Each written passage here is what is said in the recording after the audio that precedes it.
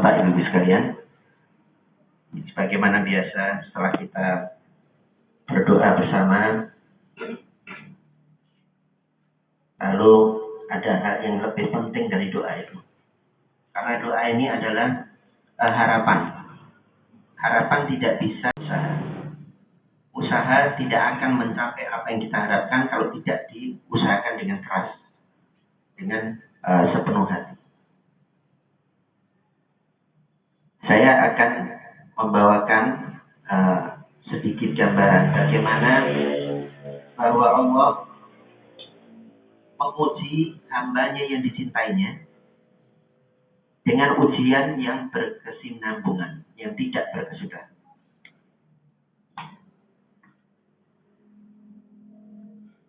Rasulullah SAW menyampaikan di dalam sebuah hadisnya yang artinya, jika Allah mencintaimu, jika Allah mencintai hambanya, maka ia akan diuji. Jadi tidak ada satupun orang mukmin yang lepas dari ujian.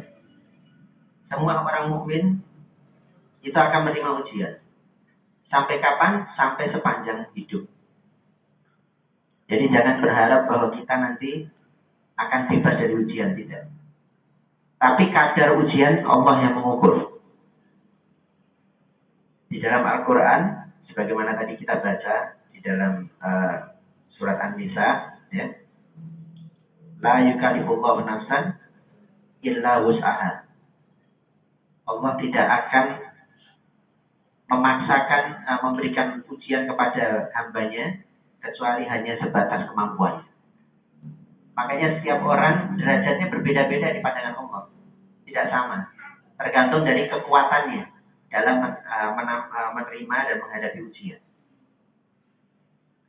Ada suatu cerita ketika Nabi Ibrahim alaihissalam. Nabi Ibrahim adalah pejuang tauhid yang menyerahkan nyawanya dan kehormatannya dan segala sesuatu yang dia miliki semata-mata untuk kebesaran tauhid. Dan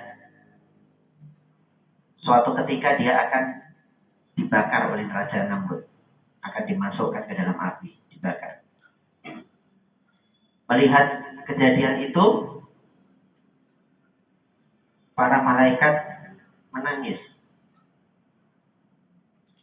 Menangis para malaikat. Kenapa malaikat ini mengenal Ibrahim alaihissalam?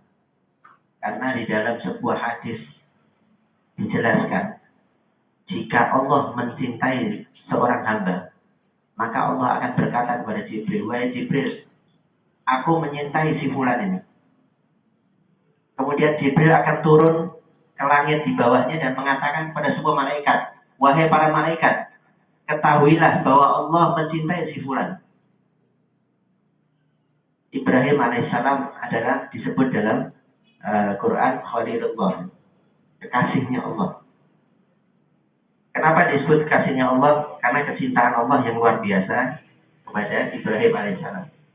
Bayangkan pada waktu itu seorang diri berjuang menegakkan tauhid, di mana kita bisa membayangkan jika kita hidup dalam satu masyarakat yang sudah punya kebiasaan, misalnya ini, punya kebiasaan menggunakan sarung misalnya. Tiba-tiba ada orang datang, ya, di antara masyarakat yang kita kenal itu, lalu orang itu mengatakan, oh ini mengenakan sarung ini haram hukumnya. Kita akan mengatakan bahwa ini tidak mungkin gitu loh. Karena kita sudah kenal. Orang yang sudah kita kenal ada di sekitar kita. Nah ini para nabi itu orang-orang seperti itu. Jadi dia berjuang betul-betul menegakkan kalimat tauhid, ya. Sementara dia adalah orang biasa. Dia tidak punya kekuasaan, tidak punya kekuatan apa-apa. Makanya ketika Ibrahim akan dimasukkan ke dalam api oleh Raja Namrud, para malaikat menangis. Ya. Kemudian mereka meminta izin kepada Allah Subhanahu Wa Taala. Ya Allah, malaikat yang memelihara angin, malaikat yang memelihara api, malaikat yang memelihara air, ya, dan malaikat yang memelihara tanah, bumi, minta kepada Allah, ya Allah, izinkan kami untuk turun menolong Ibrahim. Kemudian Allah memberikan izin kepada para malaikat. Turun malaikat menemui Ibrahim alaihissalam. Kemudian sampai di situ mereka menawarkan diri. Wahai Ibrahim, aku malaikat yang menguasai tanah. Aku akan balikkan bumi ini supaya Namrud dan pengikutnya akan tenggelam. Ibrahim tidak mau. Kemudian malaikat yang menguasai air. Aku akan datangkan air sehingga api itu mati. Ibrahim tidak mau. Begitu juga malaikat yang menguasai angin dan yang menguasai api. Lalu mereka kembali dengan sedih. Ya, dengan sedih. Tentu peristiwa ini terjadi dengan cepat. Ya. Kemudian turun Jibril alaihissalam. Jibril turun dan Jibril menanyakan kepada Ibrahim, wahai Ibrahim, apa yang kau kehendaki? Katakanlah dan Allah akan mengabulkan. Kemudian Ibrahim mengatakan, cukuplah Allah sebagai penolongku. Saya tidak butuh malaikat, saya butuh Allah yang akan menolong.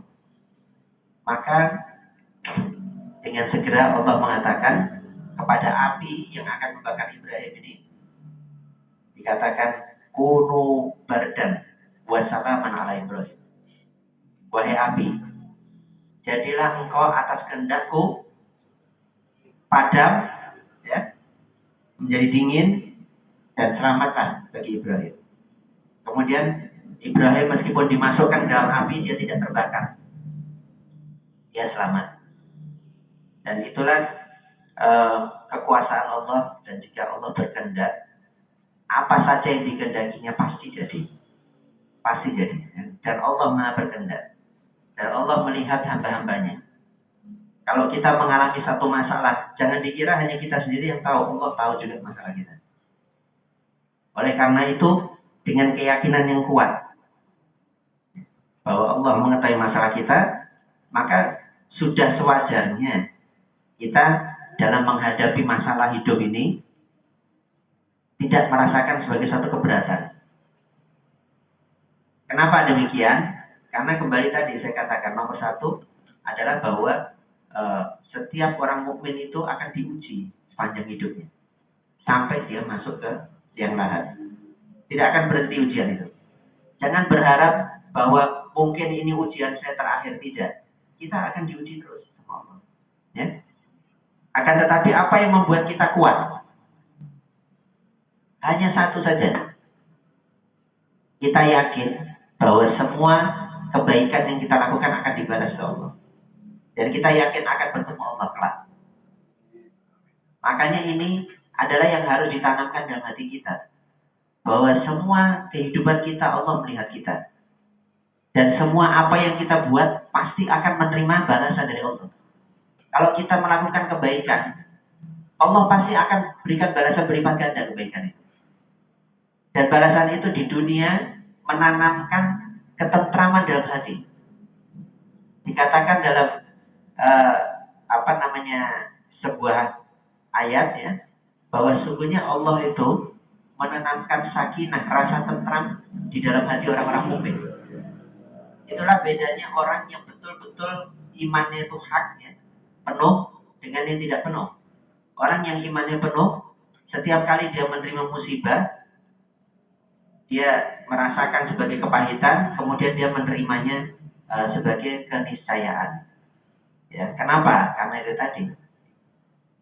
Kemudian dalam sebuah ayat Allah Subhanahu wa taala juga mengatakan, "Innallaha asyaral mu'minun anfusahum wa amwaluhum bi anna lahumul jannah."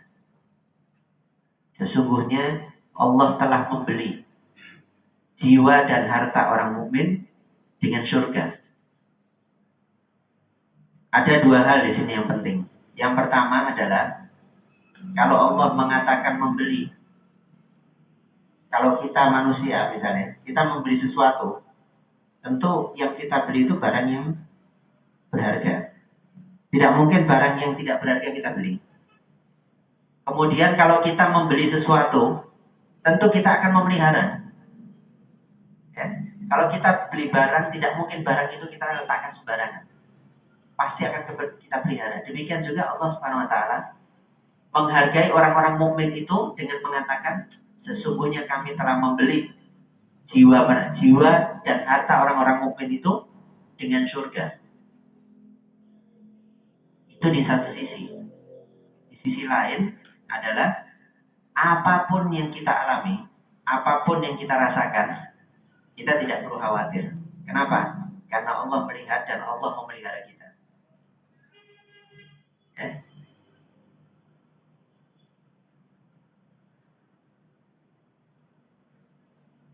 Bahkan ya, bukan hanya kita sebenarnya yang takut dalam menghadapi ujian. Sahabat Rasulullah juga gitu. Sahabat Rasulullah itu ketika menghadapi ujian yang terus menerus ya, datang terus pengkhianatan dari orang-orang Yahudi, kemudian tekanan-tekanan dari orang-orang kafir. Apa yang diucapkan oleh mereka? Mata Nasrullah. Kapan ini datang pertolongan Allah? Kemudian Allah menjawabnya, ala inna nasrullahi qarib. Katakanlah bahwa sesungguhnya pertolongan Allah itu dekat. Kenapa dekat? Karena orang mukmin itu kalau ada masalah disuruh mengadu kepada Allah. Ya, Allah dekat mengadu kepada Allah. Ya, kemudian apa? Allah janjikan bahwa Allah akan memberikan apa yang menjadi harapan kita. Memberikan ini tadi ada dua sisi. Di satu sisi pertama menenteramkan hati kita. Pada waktu kita berdoa meminta kepada Allah, bahwa ya Allah, saya mempunyai kesulitan ini, tolonglah kami.